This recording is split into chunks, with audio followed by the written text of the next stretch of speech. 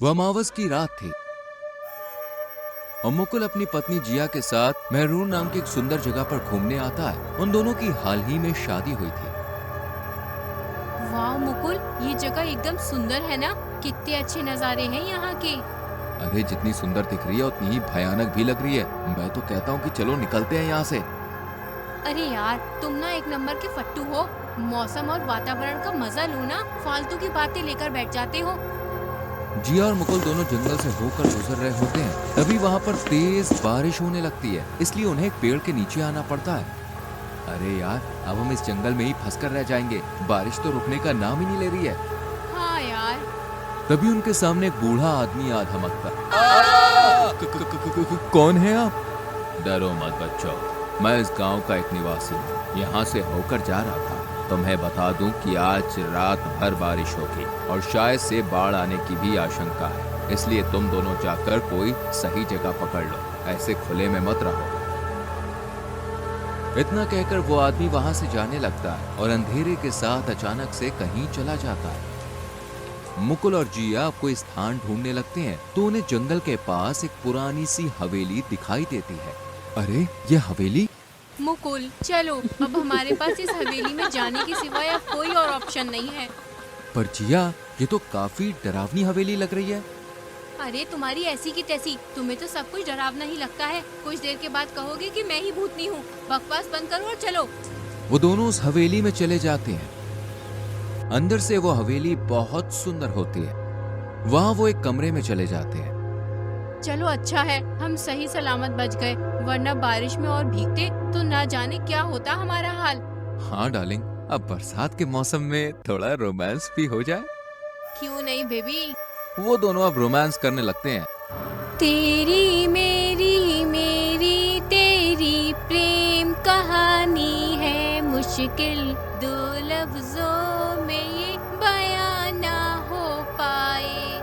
एक लड़का और एक लड़की की ये कहानी है मुश्किल, दो लफ्जों में ये बयां ना हो पाए।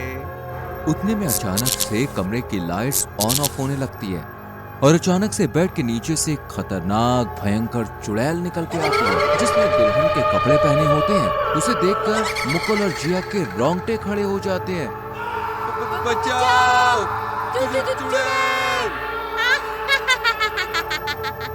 तुम दोनों को क्या लगा तुम दोनों यहाँ आकर सुहागरात मनाओगे और मैं तुम्हें मनाने दूंगी? मैं नंदिनी हूँ, मेरी शादी नहीं हो पाई, मेरा प्यार मुकम्मल नहीं हो पाया, इसलिए मैं किसी के प्यार को मुकम्मल नहीं होने दूंगी। क्या? चुड़ैल नंदिनी उन दोनों को खींचते हुए वहां से नीचे ले जाती है, जहाँ पर वो दोनों कई सारे कंकाल देखते हैं। इतने सारे कंकाल? ये सब वो लोग हैं जिन्होंने इस हवेली में आने की भूल की और फिर मैंने उनकी जान ले ली। ठीक उसी तरह मैं तुम दोनों की जान ले लूंगी और फिर तुम दोनों के कंकाल भी यहीं पड़े रहेंगे। नहीं, ऐसा मत करो, हमें जाने दो यहाँ से, हमसे गलती हो गई। हाँ प्लीज, हाँ, हमें माफ कर दो नंदिनी। नहीं, मैं तुम्हें माफ नहीं करूंगी। लेकिन तुम ये सब क्यों कर रही हो? हमने और इन सब ने तुम्हारा क्या बिगाड़ा था? कई सालों पहले की बात है, मैं अपनी बहन बेला के साथ रहती थी।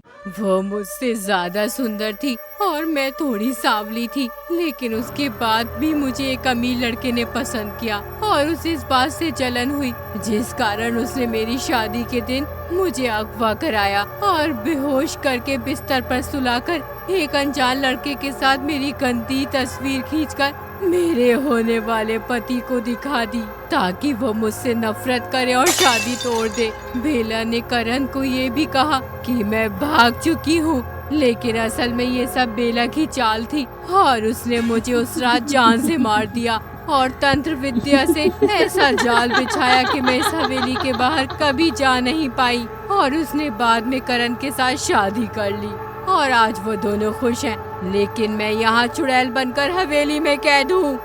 नंदिनी, तुम्हारी कहानी सुनकर बहुत दुख हो रहा है, लेकिन सच कहूँ तो तुम भी तो वही कर रही हो जो तुम्हारी बहन ने तुम्हारे साथ किया। सोचो, अगर हमारी जगह तुम और करण होते तो तुम्हें कैसा लगता? अपना प्यार मुकम्मल नहीं हुआ तो कम से कम दूसरे का तो होने दो।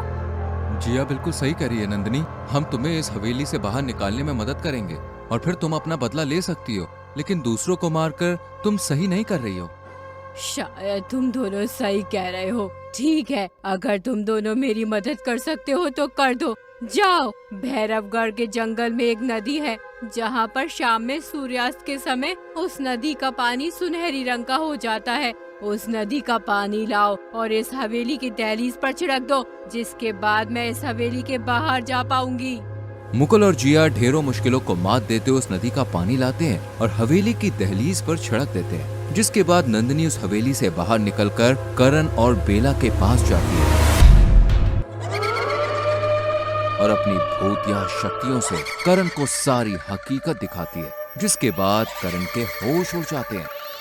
बेला, इसका मतलब तुमने ये सब किया था? तुमने मेरी नंदिनी की जान ली? नंदिनी, मुझे माफ कर दे बहन, माफ कर दे। नहीं बेला, आज मैं तुझे माफ नहीं करूंगी। आज तेरी मौत तय है। नंदिनी बेला की जान ले लेती है और उसके बाद करण और चुड़ैल नंदिनी दोनों शादी करके हंसी खुशी साथ रहने लगते हैं।